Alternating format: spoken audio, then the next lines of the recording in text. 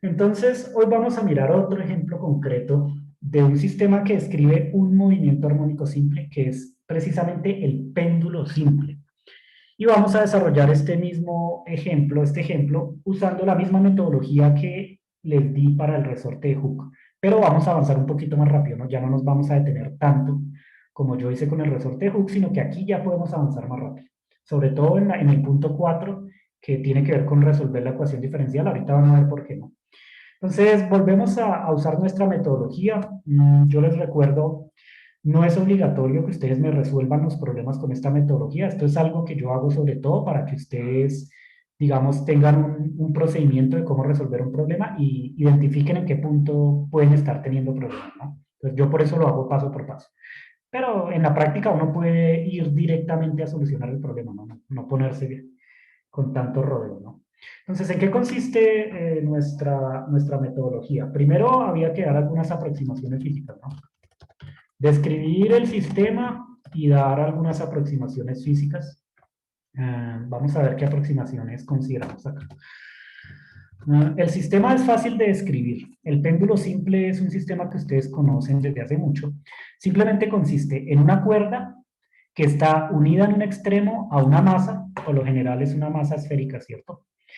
Es una masa, una lentejita, una masa. Mientras que en el otro extremo está fija a un soporte. A un soporte. En el laboratorio ustedes fijan esto a un soporte en un extremo y en el otro extremo ponen una masa. La posición de equilibrio es esta posición vertical, ¿cierto? Cuando la masa está aquí en posición vertical, es decir, cuando está acá. Esta sería la posición de equilibrio. Y lo que hace uno es retirar esta masa de su posición de equilibrio, la retiran acá, le aplican una fuerza. Una cierta distancia angular cita, este ángulo cita. Lo separan a un cierto ángulo. Y luego, de nuevo, sueltan la masa y la dejan oscilar libremente. La dejan oscilar libremente. ¿Cómo oscila la masa? Bueno, eso es precisamente lo que queremos describir bajo ciertas aproximaciones que después vamos a quitar, ¿no? Entonces nosotros ahorita estamos con el modelo de movimiento armónico simple, por lo que aquí vamos a hacer aproximaciones muy similares a lo que hicimos con el resorte de Hooke. Pero toman en cuenta, como siempre, que eso es solo porque este modelo es idealizado. Siempre nosotros debemos pensar en que la realidad es otra cosa, ¿no? Una cosa es el modelo aproximado y otra es la realidad. Siempre son diferentes, por eso aparecen porcentajes de error teóricos y experimentales. Entonces, primero, en eso consiste nuestro modelo. Esa es la descripción. Es un sistema físico bastante sencillo. De nuevo, este es un sistema que solo tiene un grado de libertad, porque solo hay una masa, y entonces es suficiente con una variable dinámica para describir el movimiento. En este caso, la variable dinámica que va a describir el movimiento de esta masa es este ángulo zeta, con respecto a esta vertical punteada que está dibujada acá. Si ustedes saben cómo varía zeta con respecto al tiempo, zeta va cambiando con el tiempo, entonces pueden decir cómo se está moviendo esta masa con respecto al tiempo. Es decir, con encontrar una solución para zeta como función del tiempo, podemos decir cómo se está moviendo esta masa, porque esta cita me da la posición en cada instante de tiempo de la masa, pero es una posición angular, ¿no? Es un ángulo, es un ángulo. Además, toman en cuenta que este problema también es un problema unidimensional. Aun cuando pareciera que es un problema en dos dimensiones, en realidad se puede reducir a un problema en una dimensión, es decir, con una sola variable dinámica. Porque esta masa, si la vemos en coordenadas polares, esta masa solo se está moviendo en dirección tangencial, en la dirección de cita. No se está moviendo en dirección radial. Es decir, aquí la masa no se está moviendo hacia adelante y hacia atrás, ¿no? En esta dirección radial. No está haciendo eso. El radio permanece constante, que es la longitud de la cuerda. Pero no se está moviendo en dirección radial, solo en dirección tangencial. Eso quiere decir que en realidad es un movimiento en una dimensión, no en dos. Aunque si uno se pone a usar un sistema coordenado como las coordenadas cartesianas, pues se complica la vida, ¿no? Porque incluye entonces coordenada X, coordenada Y, en fin, se complica la vida. Ahora, ese es nuestro sistema físico y de nuevo mencionamos algunas aproximaciones, pero ya rápidamente vamos a despreciar la fricción con el aire, ¿cierto? Es la primera aproximación que hacemos, significa que estamos en el vacío, ¿cierto? Que de nuevo, por supuesto, es una aproximación, ¿no? Ustedes van al laboratorio y el experimento del péndulo simple, bueno, cuando podían ir al laboratorio, el experimento del péndulo simple se hacía dentro de un medio ambiente, el aire. Entonces, en realidad no estamos en el vacío, ¿no? Por lo que sí hay una fricción con el medio ambiente que se opone al movimiento de esta partícula clásica. Se opone al movimiento de esta partícula clásica y la va frenando, va quitándole energía. Entonces, decir que estamos en el vacío es definitivamente una aproximación. La segunda aproximación que hacemos, que es una buena aproximación, es decir que la cuerda es inextensible. Eso quiere decir que para el caso de esta cuerda, la longitud de la cuerda permanece constante, es una constante de movimiento, no cambia con el tiempo. Entonces miren que aquí lo que estoy diciendo es que esta cuerda es rígida, la tienen que entender como una varilla. Aquí esta masa está sometida a la fuerza gravitacional, a la fuerza que ejerce la gravedad. Y en la práctica, en realidad, la cuerda sí se va deformando y se va alargando. Si uno deja mucho tiempo este péndulo oscilando aquí, ¿cierto? Como debido a esta masa, a este peso que uno le pone acá, la cuerda en realidad, por experimentar una fuerza gravitacional, la cuerda se va deformando, se va estirando. Pero nosotros vamos a considerar la aproximación de que esta cuerda es inextensible. Entonces cogemos una cuerda nuevecita y no hacemos muchos experimentos con ella, no la dañamos mucho, ¿no? La cuerda tiene una tensión lo suficientemente grande para que no se deforme, para que no se estire, ¿no? No es un caucho, por ejemplo, ¿cierto? No es algo que tenga una constante elasticidad muy grande o que se estire mucho, ¿no? Es más bien algo como una varilla rígida. Así se tiene que entender la cuerda, que no se estira, ¿no? Entonces es inextensible, inextensible. Y es una aproximación, pero es buena, ¿no? En general, si se deforma un poquito la cuerda, esos efectos, esa distancia que se deforme es muy pequeña comparada a la longitud de la cuerda o incluso al radio de esta masa. Entonces se puede despreciar en primera aproximación. Para otra cosa que vamos a considerar, otra aproximación es que la masa de la cuerda es despreciable. La masa de la cuerda es despreciable. Eso quiere decir que la masa la ponemos igual a cero. Esto es con respecto a la masa de la partícula que está unida a la cuerda, ¿no? Entonces es despreciable, se desprecia. Vamos a, en vez de llamarlo partícula, con respecto a la masa de la esfera, para que les quede más claro. Que es una esferita la que está ahí, ¿no? Y pongámoslo así. Lo más específico posible, ¿no? La masa de la cuerda es despreciable con respecto a la masa de la esfera que está suspendida. Eso significa que no va a aparecer un parámetro en la ecuación de movimiento que tenga que ver con la masa de esta cuerda. No va a aparecer. En la ecuación diferencial nos puede aparecer la longitud de la cuerda, que es esta L mayúscula, y la masa de esta esfera que está suspendida en la cuerda.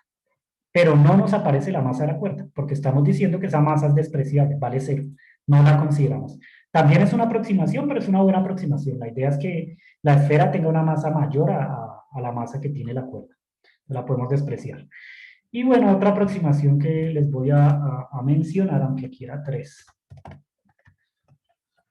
Sí.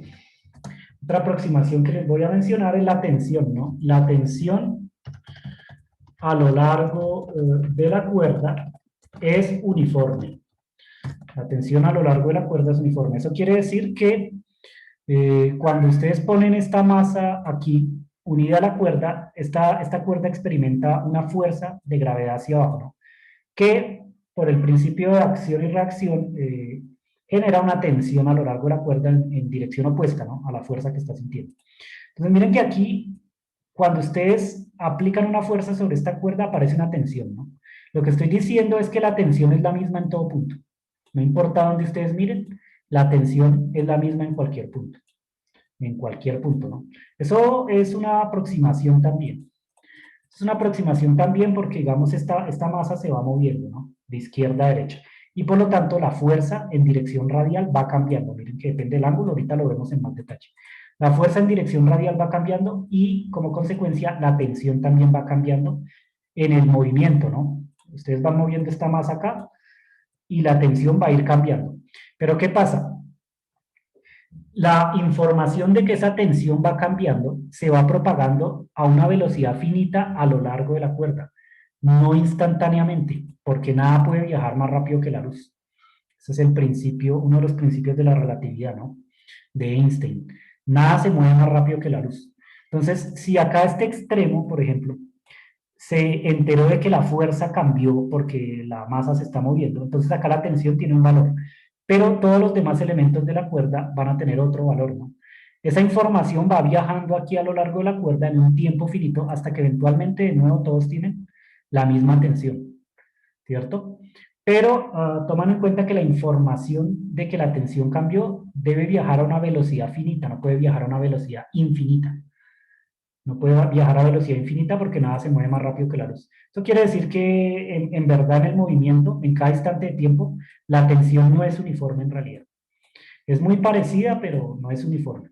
Nosotros acá vamos a evitar esos efectos relativistas y vamos a considerar que en todo punto la tensión es uniforme, como si en cada punto de la cuerda se enterara instantáneamente que la tensión va cambiando al moverse esta masa. Es decir, como si cuando la masa se mueve, este punto cambia la tensión e instantáneamente, por ejemplo, este punto también la cambia. Eso no es posible porque miren que acá hay una distancia finita y nada viaja más rápido que la luz. Para que este punto de arriba se entere instantáneamente de que aquí abajo la tensión cambió, es necesario que la información viaje a velocidad infinita, ¿no? Para que se entere instantáneamente significa viajó a velocidad infinita, lo cual no es posible, ¿no? Nada viaja más rápido que la luz. Entonces esta es una aproximación, que la tensión de la cuerda sea uniforme, que en todo punto la tensión sea lo mismo. Y bueno, hay más aproximaciones que ustedes pueden pensar, como el hecho de que estamos en un sistema de referencia inercial, en primera aproximación, o el hecho de que esta masa sea uniforme, en fin, digamos otras aproximaciones que se pueden pensar, pero estas son las más importantes. Y estas son las que me conducen a un movimiento armónico simple. Bajo estas aproximaciones, entonces otra vez vamos a ver que este sistema físico describe un movimiento armónico simple. Entonces, ahora que tenemos claro cuál es el sistema y qué aproximaciones vamos a considerar, lo segundo que hacemos de nuevo es identificar qué leyes de movimiento usamos, ¿cierto? Hacer un diagrama de cuerpo libre, identificar las leyes de movimiento, las leyes físicas que vamos a usar, perdón, y bueno, escribirlas, escribir las leyes físicas. Ese es el segundo punto.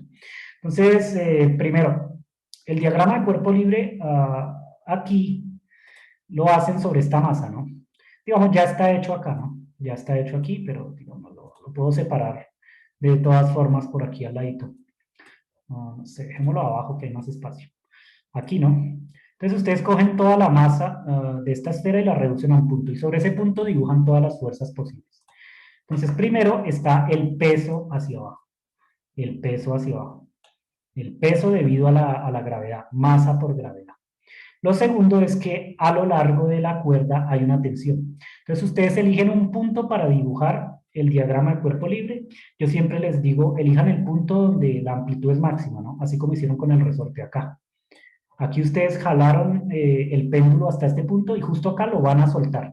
Justo ahí lo van a soltar. Eligen ese tiempo como t igual a 0, porque recuerden que es la elección más inteligente. En ese caso, delta vale 0, la constante de fase que aparece acá. Esto es totalmente análogo al resorte. ¿Se acuerdan que en las condiciones iniciales, justo cuando uno ponía la masa en la amplitud, si elige ahí t igual a 0, entonces la constante de fase vale 0. Entonces es una elección inteligente. Entonces ustedes eligen acá t igual a 0, justo cuando está en su punto de máxima amplitud, ahí ustedes sueltan la masa y la dejan oscilar libremente. Entonces t igual a 0. Y justo ahí dibujan el diagrama de cuerpo libre. Entonces justo ahí, en ese punto, hay estas fuerzas, el peso hacia abajo y la tensión a lo largo de la cuerda. La tensión a lo largo de la cuerda. Estas son las dos fuerzas que hay. No hay más fuerzas porque estamos despreciando la fricción con el aire. Si hubiera fricción con el aire, entonces acá aparecería una fuerza en dirección tangencial que se opone al movimiento. Que se opone al movimiento. Pero solamente hay estas dos. Este es el diagrama de cuerpo libre, ¿no? Estas dos fuerzas que están acá, yo lo pongo aquí abajito, este es el peso, ¿cierto? Mientras que aquí está la tensión de la cuerda. Son las únicas dos fuerzas que aparecen. No deberían aparecer más. No hay fricción con el aire, no hay ninguna otra fuerza. Pero de nuevo, Ahora que sabemos cuál es el diagrama de cuerpo libre, entonces tenemos que ver qué ley física usamos y aplicar esa ley precisamente a este diagrama. Entonces, de manera totalmente análoga al resorte de Hooke, la ley que uno tiene que usar es la segunda ley de Newton porque es donde aparece la fuerza, ¿no? La definición de fuerza. Entonces ustedes dicen acá, aplicamos la segunda ley de Newton. Esto es un sistema mecánico y necesitamos aplicar la segunda ley de Newton para poder resolverlo. Esa segunda ley de Newton me dice básicamente que la fuerza total es igual a masa por la aceleración, ¿cierto? Esta es la segunda ley de Newton. Pero nosotros tenemos que esta es una ecuación vectorial. Acá la fuerza total significa la sumatoria de todas las fuerzas. Las únicas fuerzas que hay aquí son dos, el peso hacia abajo y esta tensión a lo largo de la cuerda. El bloque está describiendo un movimiento en forma de arco, ¿no? Algo así. Esto es lo que está describiendo el bloque. Un movimiento en forma de arco. ¿Cuál será la elección más adecuada entonces de un sistema coordenado para tratar este problema? ¿En qué sistema coordenado deberíamos resolverlo? Cartesiana. No, esto no tiene simetría cartesiana. Polar. Polares, porque esta masa está describiendo un arco de circunferencia. Lo más conveniente es elegir coordenadas polares. ¿Para qué? Para que solo haya una variable dinámica. ¿Por qué? Porque qué pasa con el radio acá? Mire que las coordenadas polares, ¿cuáles son? Son el ángulo y el radio. ¿Pero qué pasa con el radio acá? La tensión. ¿Es la qué? La tensión. No. ¿El radio qué unidades tiene? Un radio. Ah, la longitud. Es la longitud, ¿no? Sí, Tiene sí. unidades de distancia. Los radios son distancias. Es la longitud. ¿Y cómo es la longitud de la cuerda acá? ¿Cambia con el tiempo o no? Constante, profe, no varía. Exacto, no varía, es constante con el tiempo, ¿no? No cambia, porque dijimos que la cuerda era inextensible. Eso quiere decir que en dirección radial no hay una variable dinámica, no cambia con el tiempo. La única cantidad que cambia con el tiempo en realidad es este ángulo, por lo que es suficiente con decir cómo cambia con el tiempo este ángulo para saber cómo se mueve esta masa, ¿no? Miren que si ustedes van diciendo cómo es el ángulo en función del tiempo, van diciendo cómo va variando la masa en función del tiempo, porque ya saben que el radio es constante, es igual a la longitud de la cuerda. Si lo hacemos en coordenadas polares, solo necesitamos una coordenada, el ángulo. Si se hacen coordenadas cartesianas, noten que en coordenadas cartesianas, tanto X como Y va cambiando con el tiempo. ¿Sí lo ven o no? Si ven que X y Y cambia con el tiempo, porque simplemente pongan un sistema coordenado, por ejemplo acá. Este es el eje Y y este es el eje X.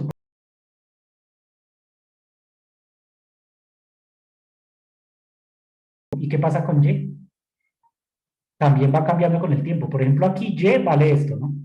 Esta es la posición Y acá. Pero cuando está en la posición de equilibrio, Y vale 0, ¿no? Y si está un poquito más arriba, Y sería esto. ¿Si se dan cuenta que Y cambia con el tiempo o no? Y cambia con el tiempo. Y X también va cambiando con el tiempo, miren. Acá, acá, en el movimiento. Por lo que si lo hacemos en coordenadas cartesianas, se necesitan dos variables dinámicas, X y Y. Y hay que tratar de encontrar la relación entre X y Y, lo cual complica un poco el problema, ¿no? Entonces, este problemita tiene simetría polar. Es una esfera moviéndose en un arco de circunferencia, es decir, tiene simetría polar. Por lo que la elección coordenada más adecuada es las coordenadas polares. Entonces, ustedes de nuevo escriben la segunda ley de Newton primero en forma vectorial, pero esta ecuación hay que escribirla después en forma escalar, ¿no? Usando un sistema coordenado. Entonces, ustedes dicen en coordenadas polares. Esta ecuación que está aquí se debería convertir en dos ecuaciones, porque toman en cuenta que ahora la aceleración, ustedes la van a escribir de la siguiente manera. Van a poner esta aceleración o cualquier vector va a ser igual a una aceleración en dirección radial por el vector unitario r, más una aceleración en dirección tangencial por el vector unitario zeta unitario. Ahora descompusieron un vector en su componente radial y en su componente tangencial. En coordenadas polares uno puede definir dos vectores unitarios. Entonces, si ustedes tienen aquí un objeto que se mueve en un arco de circunferencia o en general que describa un movimiento circular, ustedes pueden definir dos vectores unitarios. El primer vector unitario es el vector radial. Ese vector es un vector que tiene norma unidad, es decir, ustedes miden la longitud de este vector y vale 1, y siempre apunta hacia el centro de la circunferencia. Entonces, supongamos que el centro está aquí. Ese vector siempre apunta hacia el centro de la circunferencia, es decir, la convención de que el vector sea positivo es cuando apunta hacia el centro de la circunferencia.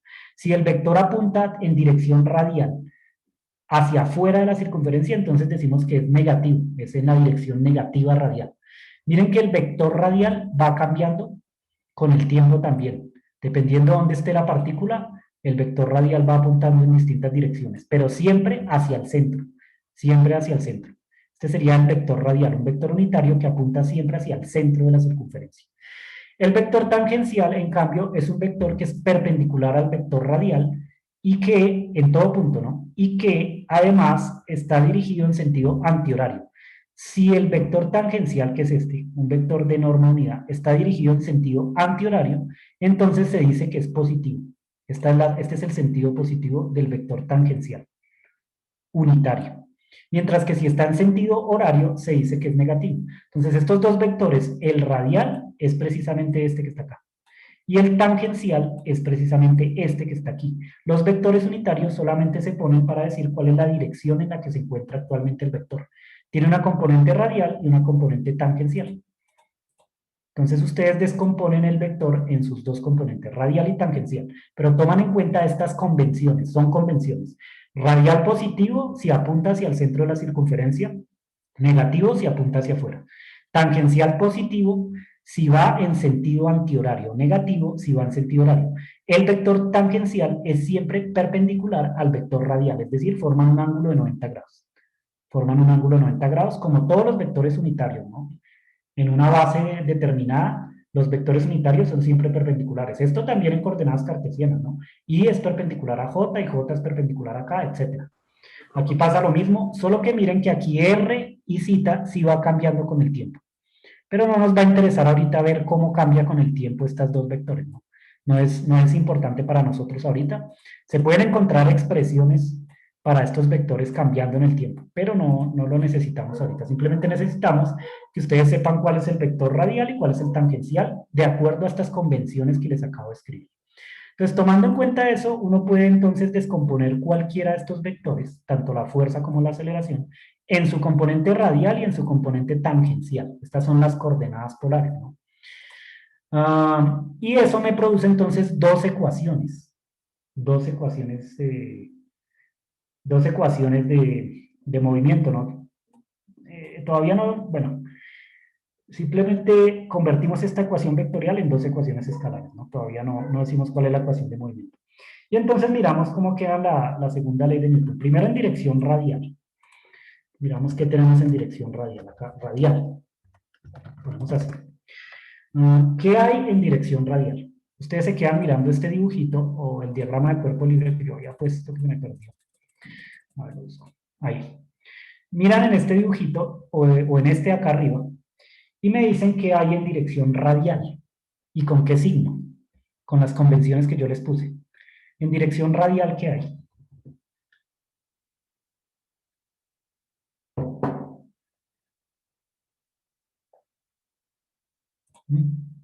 ¿Alguna idea o están perdidos?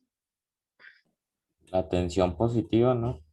Eso, primero la tensión con signo positivo. Miren que la tensión únicamente está dirigida en dirección radial. Tomen en cuenta que esta masa está describiendo un arco de circunferencia, es decir, este arco está contenido en una circunferencia más grande que yo podría dibujar por acá. Bueno, la cosa es que no creo que alcance a hacerlo, pero no, me quedó muy mal. Algo así, ¿no? ¿Sí lo ven? Este arco en el que está oscilando la masa está contenida en una circunferencia de radio L. Es decir, se está moviendo sobre un arco de circunferencia. La dirección radial positiva apunta hacia el centro de la circunferencia, que en este caso quedaría acá, ¿no? Este es el centro de la circunferencia. Por lo tanto, la tensión independiente de en qué punto esté la masa, la tensión siempre apunta en dirección radial. Esta flecha azulita que está acá, que representa la tensión, miren que siempre apunta en dirección radial, hacia el centro de la circunferencia. Entonces la tensión está en dirección radial. ¿Pero qué otra cosa está en dirección radial? Miramos entonces qué pasa con el peso. Entonces el peso, por ser un vector, ustedes lo pueden descomponer en dos componentes, una radial y una tangencial. Todos los vectores se pueden descomponer en una base. Como ahorita estamos en coordenadas polares, esta base tiene un vector radial y uno tangencial. El vector radial sería este, aunque lo vamos a poner de otro colorcito. Así. Este sería el vector radial. Mientras que el vector tangencial es perpendicular al vector radial, y sería este. Miren que un vector cualquiera, por ejemplo este vector peso, que voy a poner, voy a mover esta cosita para acá. Este vector peso, que apunta hacia abajo, se puede descomponer en sus componentes radial y tangencial, como cualquier otro vector, ¿no? Un WR en dirección radial y un WZ en dirección tangencial. Esta sería la componente radial y esta la tangencial. Aquí no estoy haciendo nada raro. Un vector siempre se puede descomponer en sus componentes perpendiculares, ¿no? En este caso, una es radial y la otra es tangencial. Entonces, ¿qué otra cosa hay en dirección radial? Aparte de la tensión. El peso negativo. El peso, pero una de las componentes del peso, ¿no? Sí, con la componente. Esta que está acá. Entonces, La miren que componente radial. ajá, ángulo que está aquí es igual a este ángulo, ¿no? Es solamente una relación geométrica. Si lo ven, aquí hay una vertical, digamos para que ustedes lo entiendan, aunque lo hago sobre este dibujito, vamos a trazar una vertical de línea, bueno, sí. Aquí hay una vertical, ¿no? ¿Sí lo ven? Acá. Y acá ustedes trazan otra vertical, igualita, aunque bueno, que les quede mejor el dibujito, ¿no? Otra vertical, mientras que acá trazan una línea que es diagonal, ¿no? La trazan así, una línea diagonal. ¿Se dan cuenta que estos dos ángulos son iguales? Este ángulo de acá y este ángulo de acá. ¿Sí o no? Sí, señor. Por razones geométricas, ¿no? Por razones geométricas estos dos ángulos son iguales, son iguales. Entonces, por eso en este dibujito de acá arriba, aparece que este cita es igual a este otro cita, ¿no? Miren lo que es el mismo ángulo. Como sabemos qué ángulo es este que está acá, tiene un ángulo cita, y sabemos además que esto forma un ángulo 90 grados aquí, es decir, esto es un vector, esto es un triángulo rectángulo. Si este ángulo que está acá es de 90 grados porque la dirección radial y la tangencial son perpendiculares, entonces esto define un triángulo rectángulo. Donde este ángulo que está aquí es el ángulo cita, el mismo ángulo que aparece acá arriba, o sea, la misma variable dinámica. ¿Cómo hacemos para calcular entonces la componente radial del peso? ¿Usando qué fórmula? Si esto es un triángulo rectángulo. Coseno, profe. El coseno, ¿no? Porque el coseno es el cateto adyacente, aquí este espacio, sobre la hipotenusa. La hipotenusa sería el peso, el cateto adyacente lo que queremos hallar. Coseno igual a cateto adyacente sobre hipotenusa. O dicho de otra forma, el cateto adyacente igual a la hipotenusa por el coseno. Pero la hipotenusa es el peso, masa por gravedad. Entonces, masa por gravedad por coseno. Es simplemente un triángulo rectángulo lo que tenemos acá. Entonces, la componente radial tiene esta magnitud. Masa por gravedad por coseno. Mientras que la componente tangencial, ¿qué magnitud tendrá? Esta que está aquí, la componente tangencial, la de acá. ¿Qué magnitud tendrá? O la misma que yo dibujo acá abajito. ¿Sería qué? El Seno. El seno, ¿no? Usan el seno. El seno del ángulo es igual al cateto opuesto dividido la hipotenusa. O dicho de otra forma, el cateto opuesto igual a la hipotenusa por el seno del ángulo. Pero la hipotenusa es masa por gravedad. Es el peso, ¿no? El peso completo. Entonces, esta componente tangencial debe ser masa por gravedad por seno del ángulo, como está aquí en el dibujito. Masa por gravedad por el seno del ángulo. Y así ustedes tienen la magnitud de las dos componentes, tanto la radial como la tangencial. Masa por gravedad por coseno del ángulo y masa por gravedad por seno del ángulo. Ahora, nosotros empezamos primero con la parte radial. Entonces, ustedes dijeron, radial está la tensión con signo positivo. ¿Qué pasa con la componente radial del peso? Es decir, este mg coseno zeta. ¿Qué Es negativa. dirección tendrá? Negativa, ¿no? Negativa porque está en sentido contrario. Usando las convenciones que yo les dije, si apunta hacia afuera es negativo, si apunta hacia adentro es positivo. La convención usual, ¿no? Entonces ustedes escriben la fórmula de la siguiente manera.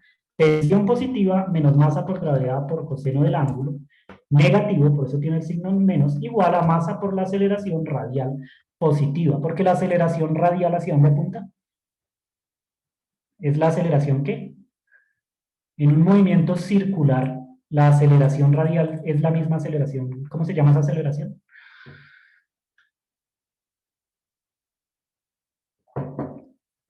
Si esta masa se está moviendo en un movimiento, bueno, casi en un arco de circunferencia, pero en general si está describiendo un movimiento circular. ¿Esa aceleración cómo se llama? Aceleración centrípeta.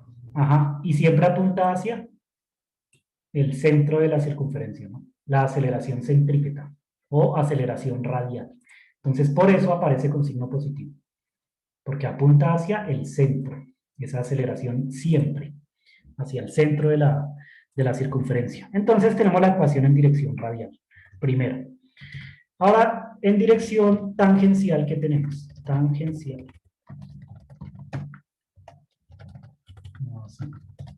¿Qué tendremos en dirección tangencial? Es decir, en la dirección zeta unitaria. Vuelven y miran entonces el dibujito y me dicen qué hay en dirección tangencial. ¿Cuáles fuerzas están en dirección tangencial? ¿Y con qué signo?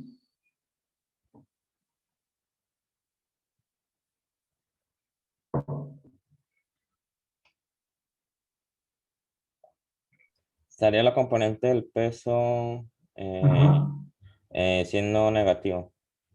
La componente tangencial del peso siendo negativo. Exactamente, ¿no? Miren que está esta componente, la tangencial, o la misma que viene acá abajo. Esa componente tiene magnitud mg por seno de el ángulo. Mg por seno del ángulo.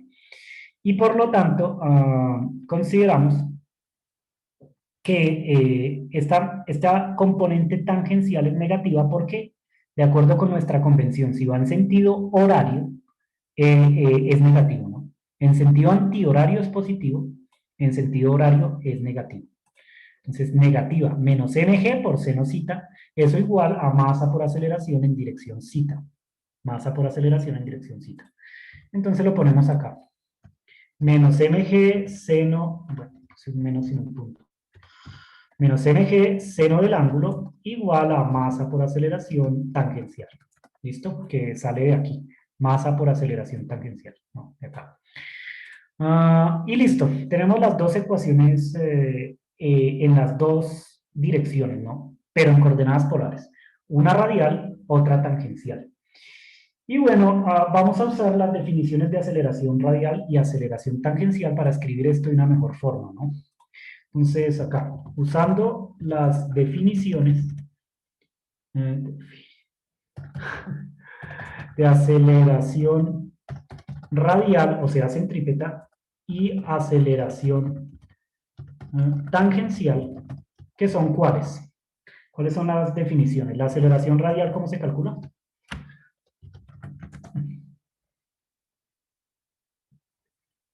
¿Es igual a qué? Aceleración tangencial, ¿qué definición tiene? Es una razón entre dos cosas. Profe, la tengo la lengua más. Pero si algo era usted. Siendo más precisos, ¿no? Velocidad tangencial en dirección tangente, ¿no? Al cuadrado sobre el radio, pero acá el radio es la longitud de la cuerda. Velocidad tangencial, es decir, la velocidad tangente a la circunferencia. Velocidad tangencial dividido el radio al cuadrado. Pero el radio vale L en este caso y es constante. Entonces la escribimos así como la tengo acá. Velocidad tangencial al cuadrado dividido L, que es el radio. Pero esto se puede escribir de otra forma.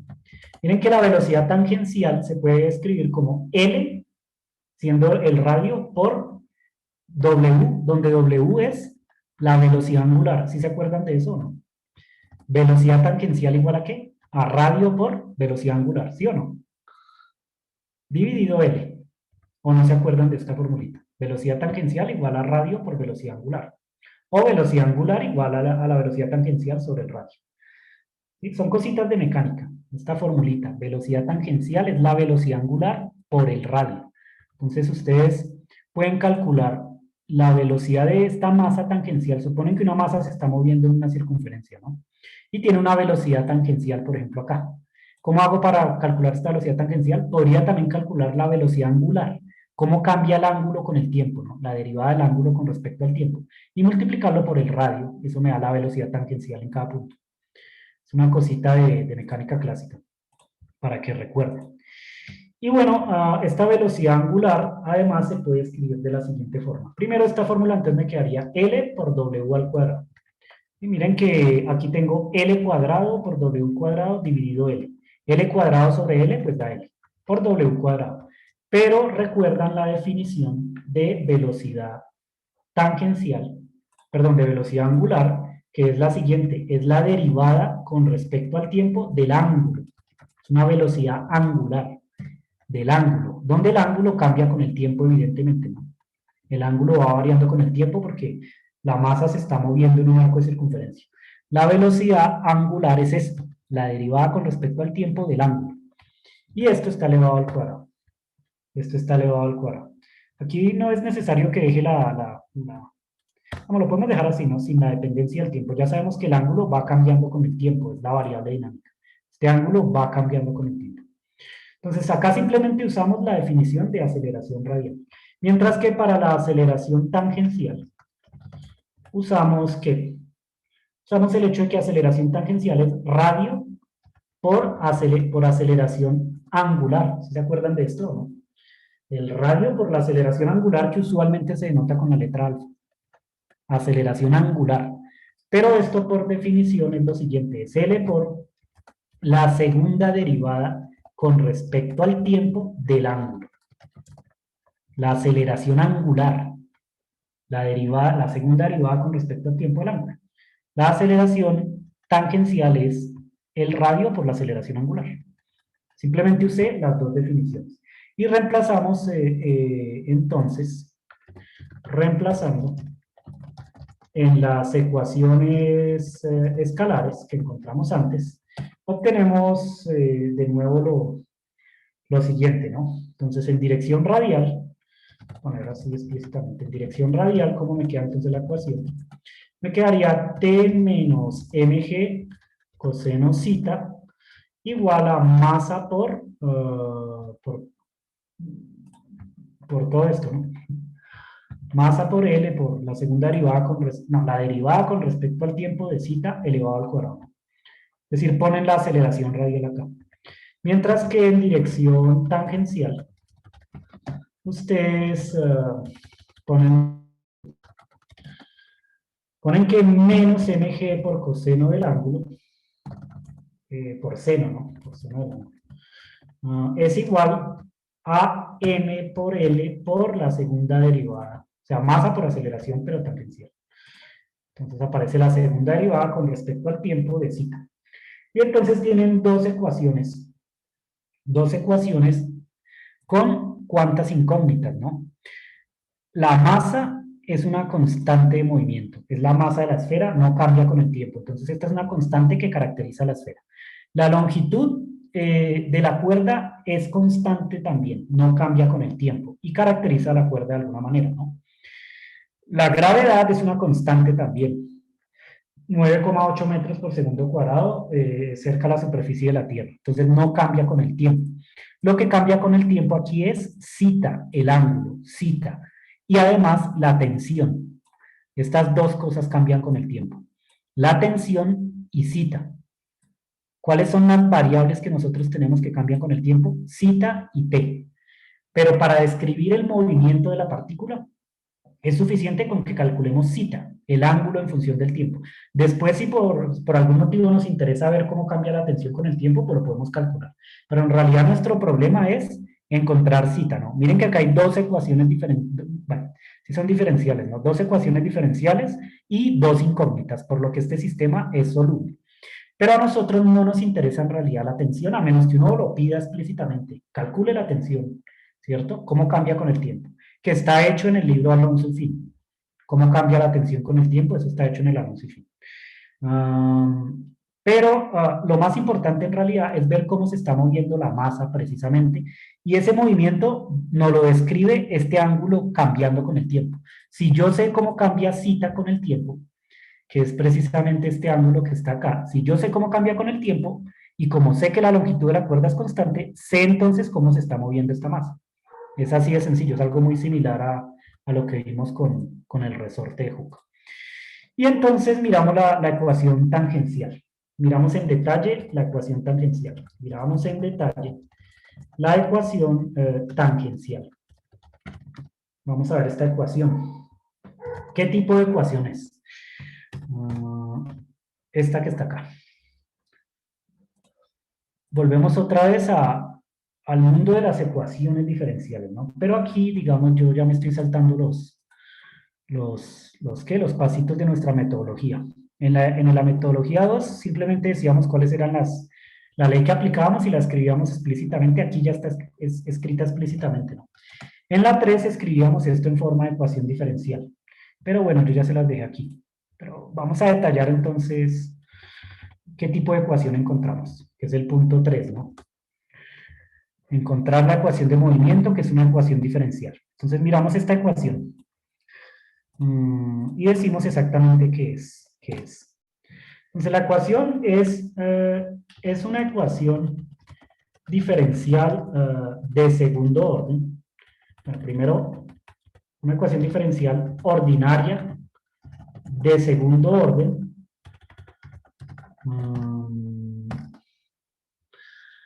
No es lineal. Y es homogénea, ¿no? Entonces lo pongo primero acá. Homogénea y no es lineal. Esta es la ecuación que encontramos. Miren que, ¿por qué no es lineal, no? Primero, es una ecuación ordinaria porque las derivadas son totales. Aquí no hay derivadas parciales porque la variable dinámica solo depende de un parámetro, el tiempo. Este cita solo depende del tiempo. Las derivadas son totales, es ordinario. Es de segundo orden de nuevo porque la derivada más alta es de orden 2. Es de orden 2. Y es homogénea porque no hay ningún término que no dependa.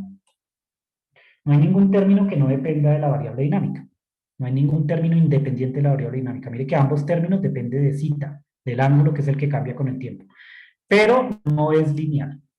No es lineal. ¿Por qué será que no es lineal? Escribir aquí la ecuación un poquito de otra forma. La vamos a poner así. Vamos a reescribir esta ecuación un poquito mejor. Mientras van pensando por qué digo que no es lineal. Pasamos, bueno, dejamos esto así. Lo pasamos a sumar acá. Pasamos a sumar este término aquí, a sumar, no a restar, no. Pasamos a sumar este término a la derecha. Y además dividimos sobre ml a ambos lados. ¿Sí? Quiero escribir esta ecuación de una vez en forma de ecuación diferencial. Entonces, para que quede un poquito más claro, cojo este término que está acá, lo paso a sumar a la derecha, entonces me queda así, ¿no? ml, segunda derivada con respecto al tiempo, más mg por seno cita. Y ahora divido toda la ecuación sobre ml, de manera que este término se cancele aquí, aquí divido sobre ml, y 0 dividido ml, pues da 0. Si ustedes dividen ambos lados, dividen sobre ml en ambos lados, entonces lo quitan de acá, aquí cogen todo esto y lo dividen sobre m por l, y aquí también dividen 0 sobre m por l. Pero m dividido m se cancela, ¿no? Y queda esta ecuación que está acá, esta ecuación, multiplicado por un seno de zeta. Y entonces, ¿por qué no es lineal?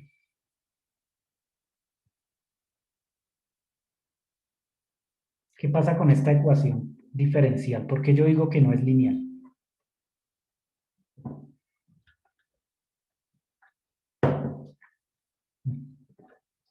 Profe, no es lineal porque depende del seno, tiene una función trigonométrica actuando. Sí. variable, ¿no? Y aparte que estamos tratando de hallar el movimiento de un sistema que estaba pues, presentando un movimiento más que todo circular, ¿no? O medio, pues. Sí, sí, pero digamos, lo vemos sobre todo por lo primero que dijo, ¿no? Por este seno que está aquí.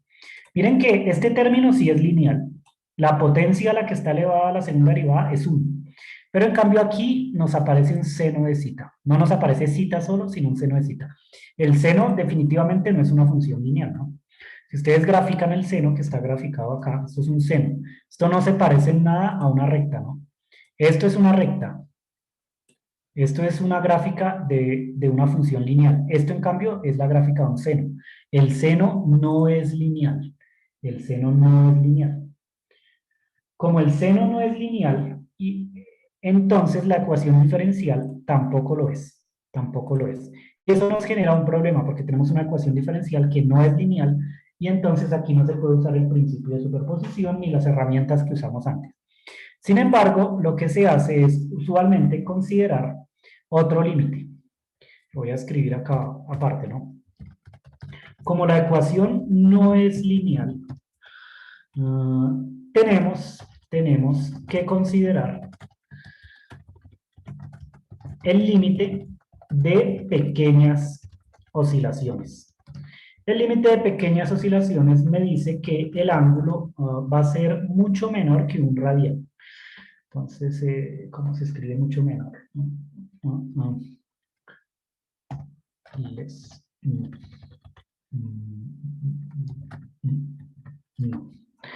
Mucho menor que debería ser.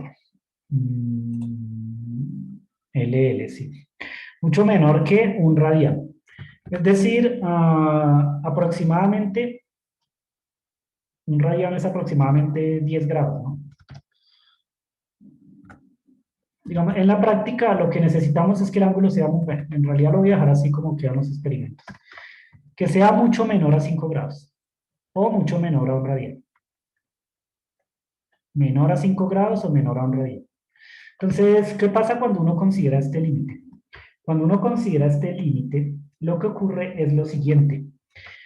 Si zeta es muy pequeño, entonces, usando series de Taylor, ustedes pueden expandir seno de zeta alrededor de zeta igual a 0, porque zeta tiende a 0. Cuando yo digo que zeta es muy pequeño, zeta tiende a 0. Entonces expanden en series de potencias y se dan cuenta que esto es zeta más zeta al cubo sobre 3 factorial más, etcétera, ¿no? Términos que son cada vez más pequeños, cada vez más pequeños. Menos, profe. Menos. Esa es la que estaba pensando ahorita. Cita a la 3, luego cita negativo a la 5, menos. El signo más o menos.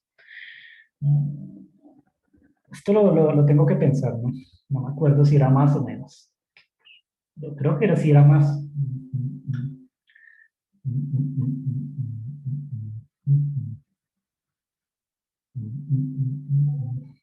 Hay que mirarlo, ¿no? Este signo queda pendiente. Pero lo importante es que, como zeta es un número muy pequeño, sí. Es menos cita a las 3 más. Antes acaba el menos, ¿no? Sí, señor. Y luego Zeta menos zeta a la 3 más zeta a la 5 sobre 5 cita a la 5 factorial y menos así. cita a la 7 y así. Eso. Listo, gracias. Entonces aquí va el menos, ¿no? Y la cosa es que si zeta es un número muy pequeño, entonces zeta al cubo también es mucho más pequeño que zeta, ¿no?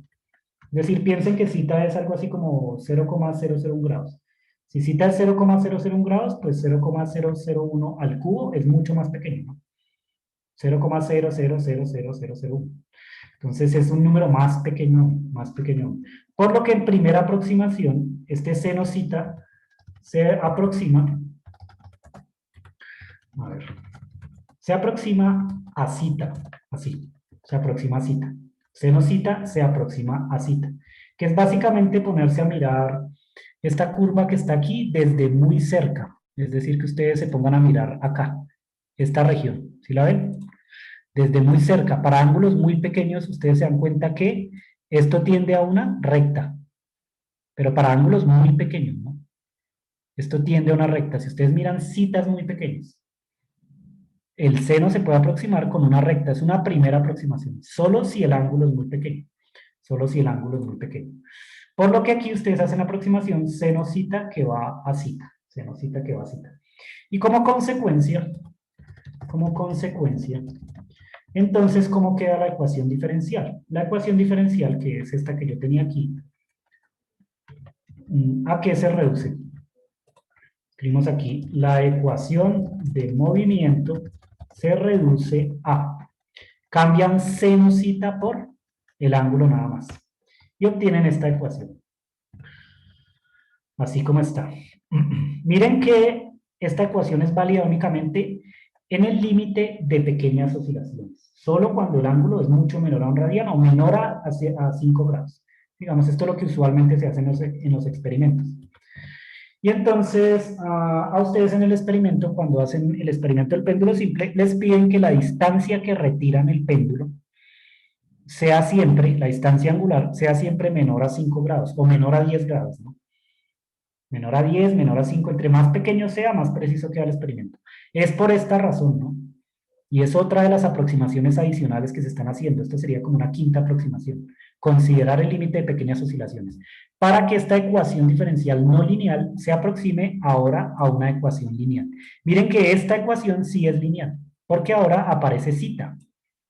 Cita. Seno-cita no es lineal porque mire que aquí está la potencia al cubo y por acá sale una potencia a las 5, a las 7, a las 9. No es lineal, ¿no? Miren que no es lineal. Pero cita sí es lineal. Cita está elevado a la 1. Por lo que volvimos a encontrar una ecuación diferencial lineal, pero en el límite de pequeñas oscilaciones. Solo en ese límite. Y esta ecuación se puede reescribir de la siguiente manera. La pueden reescribir de una manera un poquito más familiar, haciendo una redefinición de esta constante que está aquí. A esto lo llaman omega sub 0 al cuadrado. Y acá entonces especifican que omega sub 0 al cuadrado ahora es igual a g sobre L. Esta omega sub 0 cuadrado es la frecuencia natural de este sistema físico, del péndulo simple, y depende de los parámetros que son constantes, de la gravedad y de la longitud de la cuerda.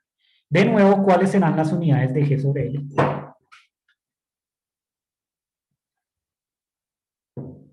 ¿En qué debería dar? ¿Sí lo ven o no? Las unidades de G sobre L. Frecuencia, profe. Al cuadrado, ¿no? Sí. Segundos al cuadrado. Exactamente. Pero no segundos al cuadrado, sino a la menos 2, ¿no? Segundos a la menos 2. Es decir, esto tiene unidades de frecuencia al cuadrado. Pues la gravedad es una aceleración, ¿no? Y la longitud es una distancia. Esto está en metros por segundo cuadrado, y esto en metros. Metros con metros se cancela y entonces les queda segundos a la menos 2, o hertz al cuadrado. Es decir, otra vez esta constante es una frecuencia. ¿Y cómo se le llama esa frecuencia? Pues la frecuencia natural del sistema, que depende de los parámetros constantes. Depende únicamente de G y depende únicamente de L. Aquí hay una pregunta un poquito conceptual de mecánica clásica, y si depende de los parámetros constantes en el sistema, ¿por qué no depende de la masa m?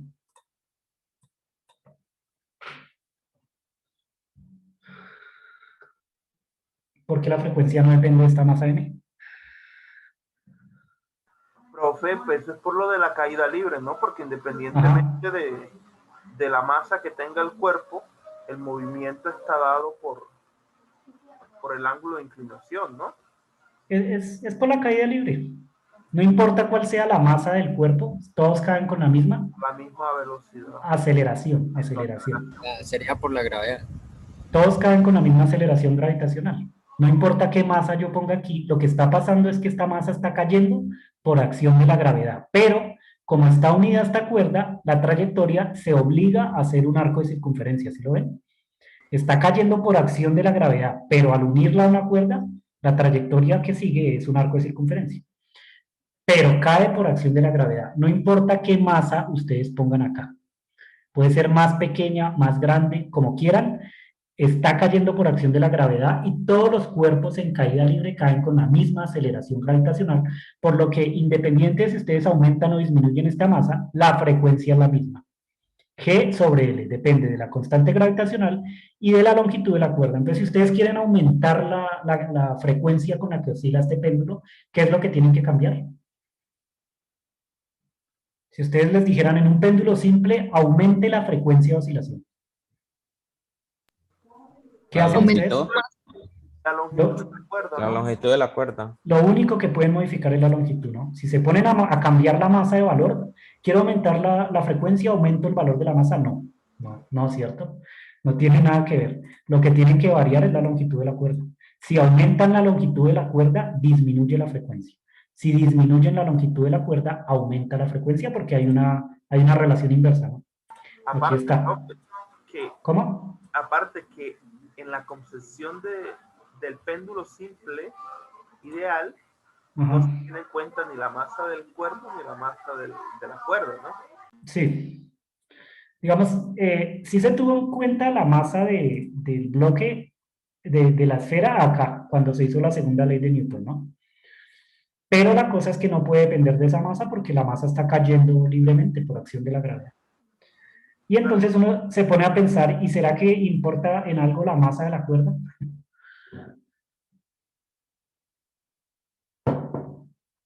Bueno, ¿O qué pasa? ¿Qué pasa con la masa de la cuerda? pues, profe, en un péndulo simple ideal, la masa de la cuerda no se tiene en cuenta. Y supongamos que sí se tiene en cuenta y yo cojo un pedazo diferencial de la cuerda. ¿Qué pasa con este pedazo diferencial? ¿O con este otro pedazo? ¿O con este bloque? ¿O con el bloque con estos dos pedazos? O sea, profe, en sí la masa de la cuerda no afecta al movimiento, aparte que se Ajá, considere que hay fricción y que la composición, pero exacto, No, ¿no? no va a afectar porque depende de la la caída libre. longitud, más que del... Ujú. En definitiva, si estamos en la aproximación donde no hay fricción, porque obviamente si hay fricción, ahí sí tiene que ver esta masa, ¿no? Claro, profe. Pero si no hay fricción, si estamos en el vacío, no importa, ¿no? Vamos, ustedes saben que dos cuerpos con la misma masa cayendo por acción de la gravedad en el vacío llegan al mismo tiempo, ¿no? Pero si hay fricción, pues es otra cosa, ¿no? Si ustedes cogen una pluma y una esfera sólida de hierro, pues va a llegar primero a la esfera sólida que la pluma. ¿Pero por qué? Estamos en un medio ambiente. Porque el aire frena a la pluma, ¿no? Si estuvieran en el vacío, ambas caen al tiempo, ¿no? Ambas caen al tiempo. Un experimento que sí se ha hecho en la práctica en una cámara de vacío, donde se ha observado que ambas caen al tiempo, lo pueden buscar en YouTube, por ejemplo. Sí, yo lo he visto. ¿Sí? Caen igual. Caen igual. Pero si hay fricción, pues obviamente la fricción sí va pues a cambiar el movimiento, a cambiar el movimiento. Bueno, es eso, ¿no? Lo importante es que entiendan que lo que se debe cambiar es la longitud. Y en el experimento ustedes tienen es que modificar la longitud para modificar esta frecuencia. Y bueno, esta sería entonces nuestra ecuación diferencial. Ya llegamos a la ecuación diferencial, redefinimos de nuevo esta constante. Ahora la frecuencia depende de G y de L en el péndulo simple. El cuarto punto de la metodología es encontrar la solución. Encontrar la solución. Entonces, ¿cuál será la solución?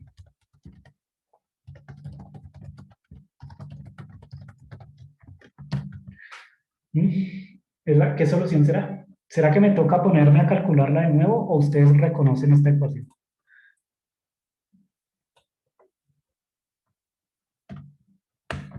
¿Dónde han visto esta ecuación?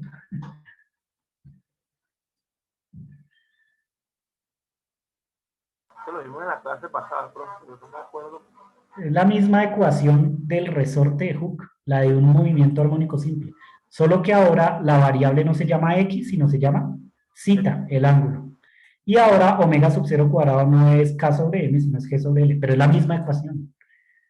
Es exactamente la misma ecuación, miren. Miren el resorte de Hooke. Miren la ecuación. Es Claro, exactamente la misma. X ahora es zeta. Ahora es zeta. Y W pues ya no es este k sobre m, sino es g sobre l, ¿no? pero es la misma ecuación, es exactamente la misma ecuación cambiando unas cositas ahí. Y entonces, ¿cuál será la solución de esa ecuación? ¿Será que toca volverla a hacer o ya uno sabe cuál es?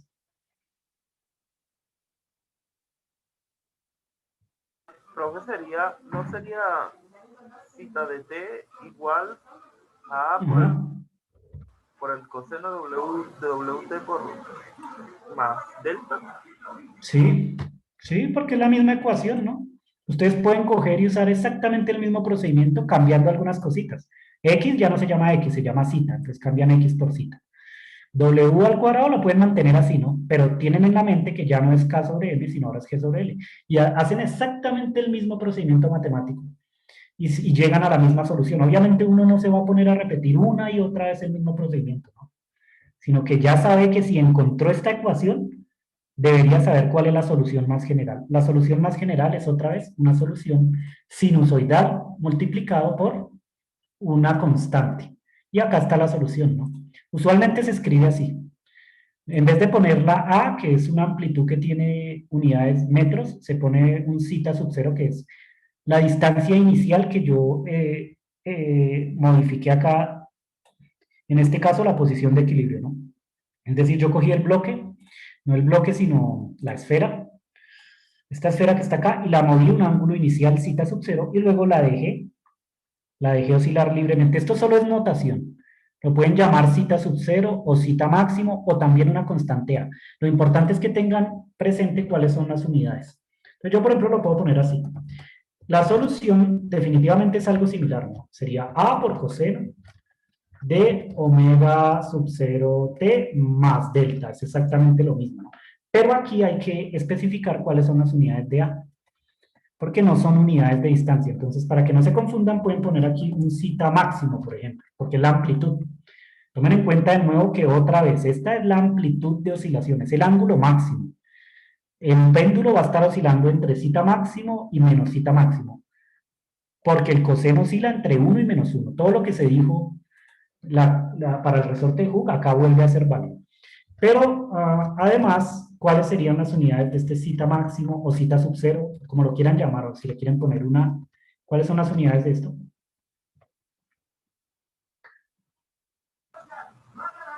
Serían radianes, ¿no? Radianes. Radianes, sí. Radianes porque ya saben que el coseno es adimensional, ¿no? Esto no tiene dimensiones.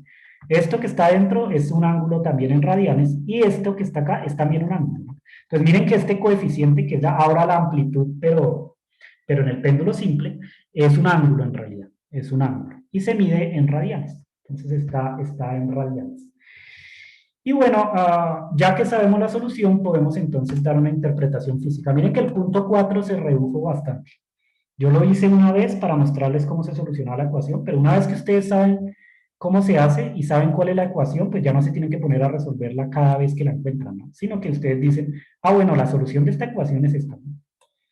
Identifican cada cosa en la solución. Entonces aquí ustedes vuelven e identifican cada una de las cositas que hay. Esto es la amplitud de oscilación. Quiere decir que esta masa va a oscilar entre un zeta sub cero y un menos zeta sub cero. O si lo llaman zeta máximo, entre un zeta máximo y un menos zeta máximo. Y siempre va a oscilar entre zeta máximo y menos zeta máximo. Eso quiere decir, el movimiento es perpetuo. Pero además, debido a que hay una función sinusoidal, este coseno que está acá, el movimiento también es periódico. El tiempo que tarda en dar un ciclo completo es siempre el mismo, no cambia. Entonces, siempre que va de aquí hasta acá y luego se devuelve, que es un ciclo completo, no importa cuándo lo miren ustedes, siempre va a ser el mismo. Porque recuerden que la distancia entre dos máximos en una función coseno no cambia si yo me voy alejando en el eje horizontal hacia la derecha, ¿no? Entonces, todo lo que dije para el resorte de Hooke es de nuevo aquí válido porque miren que la solución es exactamente la misma, ¿no? Y de aquí ustedes pueden calcular la velocidad angular y la aceleración angular. Y encuentran otra vez expresiones análogas, etcétera. Todo lo que yo dije para el resorte de Hooke es exactamente lo mismo aquí. El movimiento que está describiendo entonces este péndulo es un movimiento armónico simple que es periódico y es perpetuo, pero de nuevo que es consecuencia de que nosotros estamos haciendo ciertas aproximaciones, ¿no? Por ejemplo, estamos considerando que no hay aire, no hay fricción con el aire, entonces uno en primera aproximación dice que la amplitud no va disminuyendo con el tiempo, algo que no es verdad, ¿no?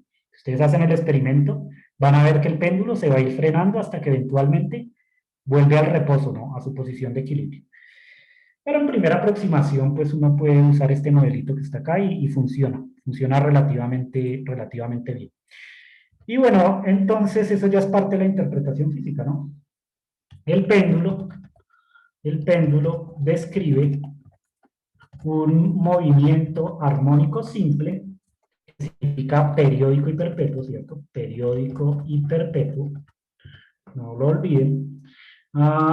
De periodo, ¿cuál será el periodo? ¿No? El periodo lo calculan igual que siempre, ¿no? En nuestro modelo, el periodo es 2pi sobre omega sub 0. Esta es la definición de periodo, ¿no? O, dicho de otra forma, omega sub 0 es una frecuencia angular. 2pi sobre el periodo, simplemente despejé el periodo. Pero ahora omega sub 0 es otra cosa. Entonces, para este caso particular, el periodo vale 2pi por la raíz cuadrada de L sobre G. Así, raíz cuadrada de L sobre G. Y esta es una fórmula que es válida para el péndulo simple. Para el péndulo simple. Miren que esta fórmula siempre se tiene. El periodo siempre se calcula como 2pi sobre omega sub 0. Lo que cambia es omega sub 0 dependiendo del sistema físico. Una cosa es para el resorte de Hooke, otra cosa para el péndulo simple. En este caso particular del péndulo simple, entonces el periodo lo calculan así. Entonces, ¿ustedes qué hacen cuando hacen un experimento? Con un cronómetro miden el tiempo que tarda la esfera en dar un ciclo completo, ¿no? Y eso les da un tiempo. Mientras que en la teoría, ustedes miden la longitud de la cuerda, usan la constante gravitacional, 9,8 metros por segundo, le sacan raíz cuadrada a este factor, multiplican por 2pi y encuentran un número. El número que encuentran debe ser diferente al resultado experimental, no muy diferente, ¿no? Y el porcentaje de error que encuentren, que puede ser siempre menor a 5%, porque este modelo es un buen modelo, es debido a las aproximaciones que nosotros hicimos al principio, ¿no? Miren que siempre se procede de manera similar. Como hicimos estas aproximaciones, el resultado experimental y el teórico no puede ser igual, y ustedes en un laboratorio, en un informe de laboratorio, para argumentar el porcentaje de error que encontraron, deberían usar estas aproximaciones, ¿no? Ustedes dicen, en este modelo se están usando todas estas aproximaciones, ¿sí? Por eso no es igual el resultado experimental al modelo. Pero bueno, el modelo se puede ir refinando para que se acerque más a la realidad, para que sea cada vez más cercano a la realidad, es decir, que el porcentaje de error vaya disminuyendo cada vez más. Nunca va a ser la realidad. Un modelo, por muy bueno que sea, no es perfecto, ¿no? No es la realidad. No es la realidad. Y bueno, podemos también dar una expresión para la frecuencia, no la frecuencia angular, sino la frecuencia usual, ¿no? Entonces aquí, por otro lado, la frecuencia, como se encuentra en los libros, sería F igual a 1 sobre T. Miren que esta no es una frecuencia angular, sino es la frecuencia usual, ciclos por segundo. Esa frecuencia simplemente es el inverso del periodo, entonces ustedes usan la fórmula del periodo y ponen la formulita. Les quedaría esto que está aquí. G sobre L. G sobre L. Esta sería una expresión para la frecuencia. Entonces, en un problema, si les piden calcular el periodo o la frecuencia natural del sistema, porque está la frecuencia natural, ustedes tienen aquí todas las formulitas que se necesitan, ¿no? Todas las formulitas.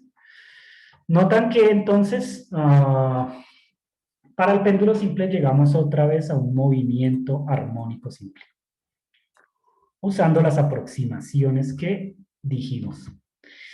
Y bueno, esto era lo que les quería mostrar hoy. Voy a pausar aquí el video.